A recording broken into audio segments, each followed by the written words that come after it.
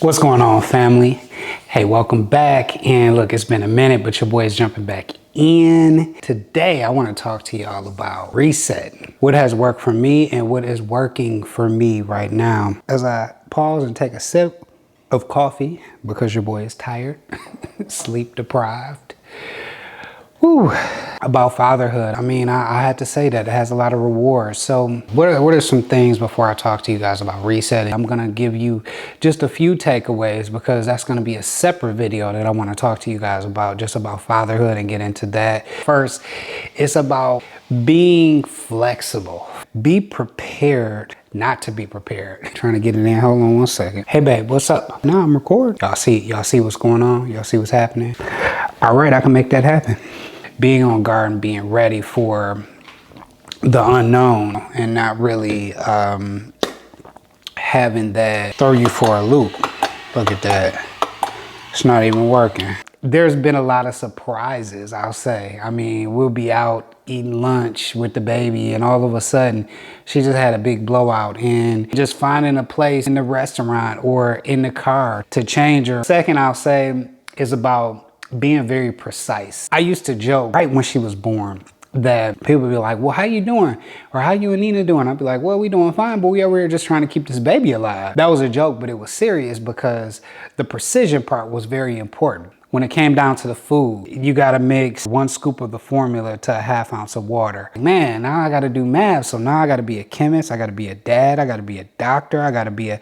It's like all these things you gotta be, but it's like you also have to be very precise, because if I mismanage mixing the food, because that's my ministry, that's part of what I'm doing. If I do that wrong, then man, we really have a problem. I mean, a problem that can be detrimental, really harm the baby. Lastly, something that I've always believed in and I still believe in is balance. I've seen so many times where people have become a mother or become a father and poured everything that they had just into their kid versus pouring everything that they could into their kid, but also into themselves, into their partner, into their work. We are going on 4 years in December, and we still date. If you don't have the balance, all of that energy that you're getting ready to pour into the kid or the child, I don't feel like it's going to be as good as it could be if you had balance.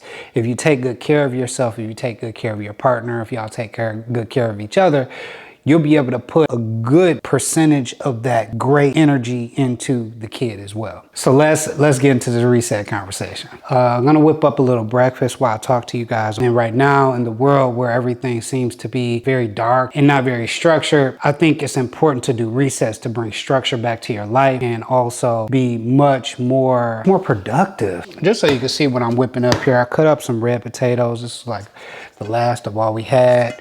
It looks brown like this because I threw some paprika in here. I just got some oil, some paprika. I'm gonna go ahead and throw these in the air fryer because that's one of your boys' recipes. Told y'all I was gonna be showing y'all more of my recipes here. I can't show y'all everything, but I'm gonna show y'all a couple of things, just a few of my recipes. I start this off with some oil. A little olive oil. I do a little salt, paprika, and a little pepper. Most people don't know, some of y'all know, but most people don't know that paprika is key for the color. I also like it for the texture. It just gives things a really good texture. I use it when I'm grilling. I use it when I'm cooking just about anything. Paprika too much. I start that on 10 minutes. And we rolling. So first point I want to talk to you guys about is actually about dreaming. Still important in my opinion to make sure that you are dreaming.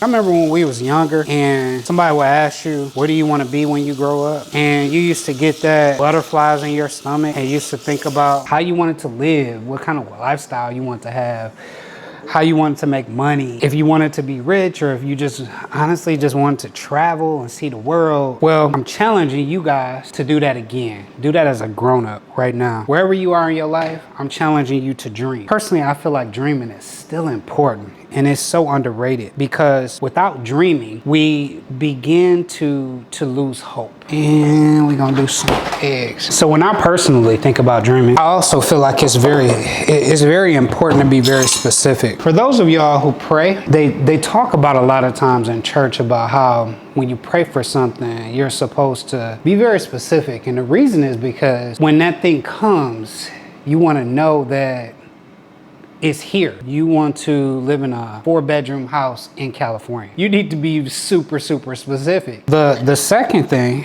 I feel like is important is that although you're dreaming, I feel that you need to desire to get that specific thing.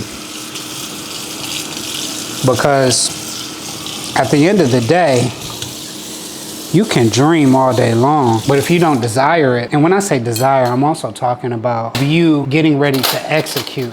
Because there's a lot of people who dream about a lot of things all day long. But if you don't execute and act on it, do you actually dream or do you actually desire that thing? Making some eggs. Desire is 1,000% also tied to execution. And y'all, I keep eggs super simple. I just do salt. I do pepper. If you want the person, place, or thing, if you want the noun, you have to do the verb. And what does that look like a lot of times? In my opinion, what's most important is that to actually get to a destination, you have to have a roadmap. And if you don't have a roadmap to the destination, here we go.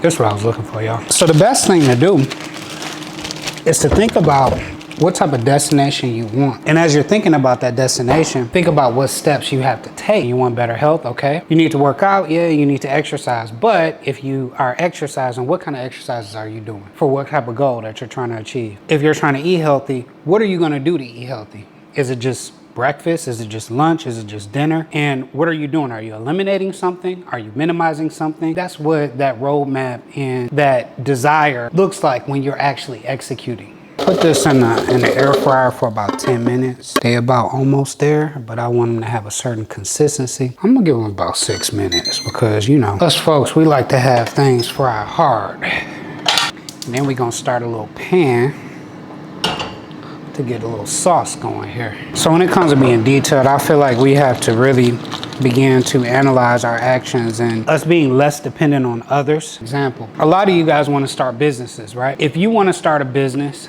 I'm not saying that you cannot partner with someone else. As a matter of fact, I think sometimes it can be a good idea to partner with someone else.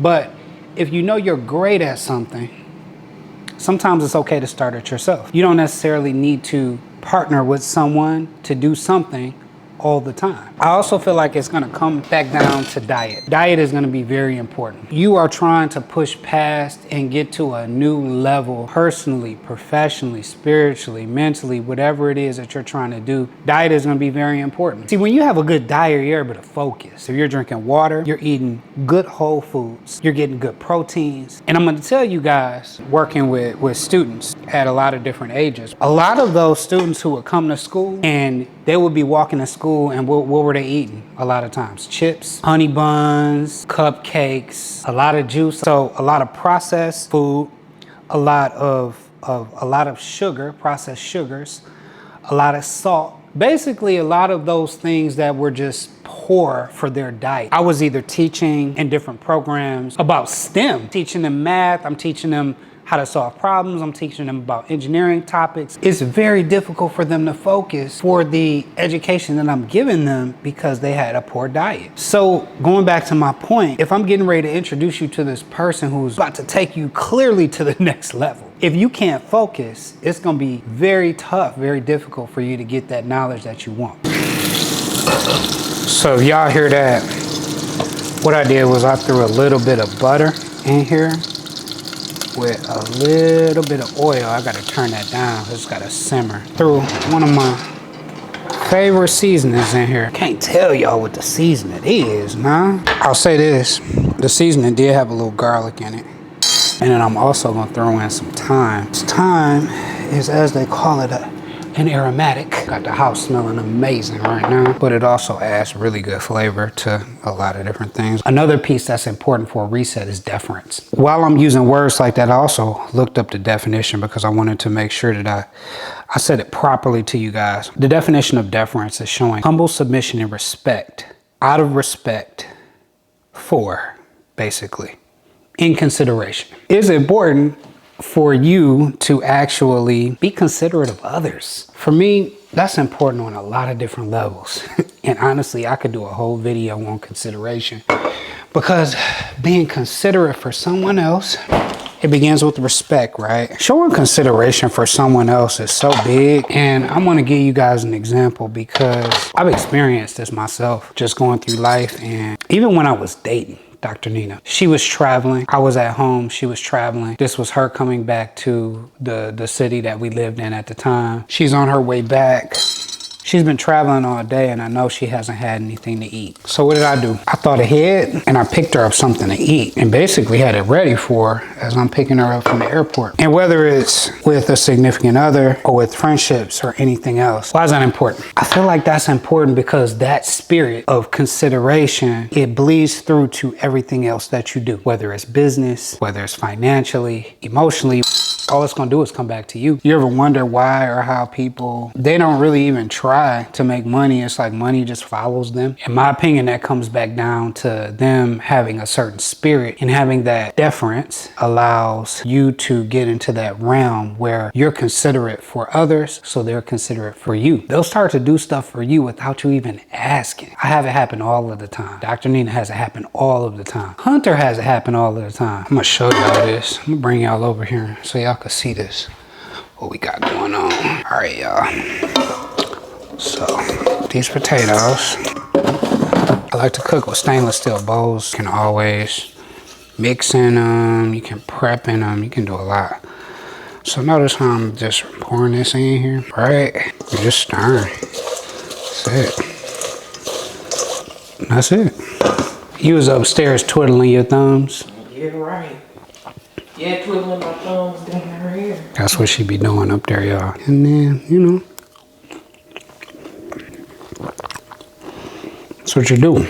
Last point I want to make, it's about being disciplined. What does discipline look like though? Discipline can look like a lot of different things for a lot of different people. For me, discipline looks like this. I want to lose weight, so I started to really dial into my nutrition. So discipline for me is not just eating whatever I want, whenever I want. It was thinking about what proteins I was going to eat. I only stick to chicken, I stick to fish. Sometimes I do steak, probably like once a month, and that's it.